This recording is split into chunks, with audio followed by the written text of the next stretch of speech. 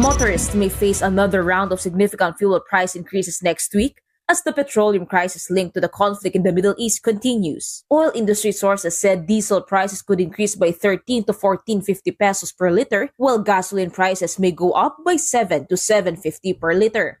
These adjustments, if correct, could push diesel prices to as high as 130 pesos per liter and drive gasoline prices beyond the 100 per liter mark.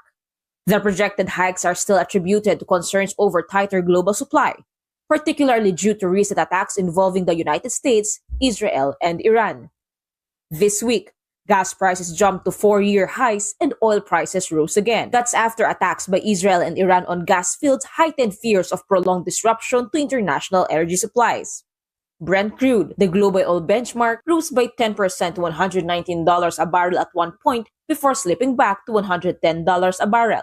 Crude prices have now soared by 60% since the Middle East crisis started on February 28. However, a major development may see Middle East oil finally getting through the Strait of Hormuz.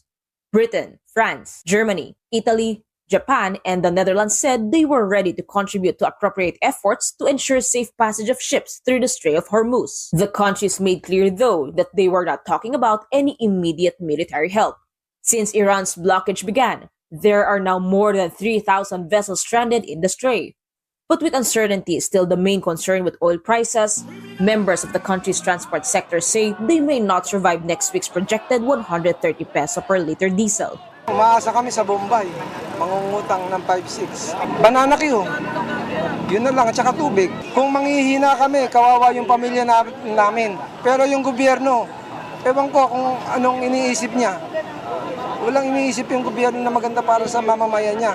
Transport leaders who originally pushed for a 5 peso fare hike are now asking the government for bigger subsidies. Dumating na sila kasi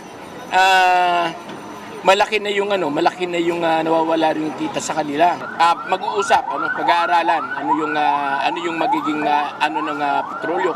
Transport Group Manibela also claims more groups have become dismayed with the government's response to the crisis and may soon join a bigger transport strike next week.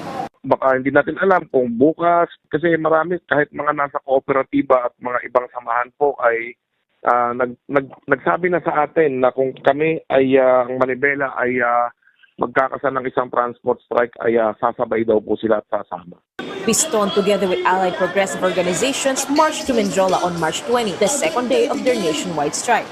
They called on the government for more sustainable solutions to rising fuel costs. Earlier this week, President Bongbong Marcos deferred the approved fare hike for public utility vehicles in favor of subsidies and expanded assistance programs. Kapatid mobile journalist Mary Mon Reyes, we are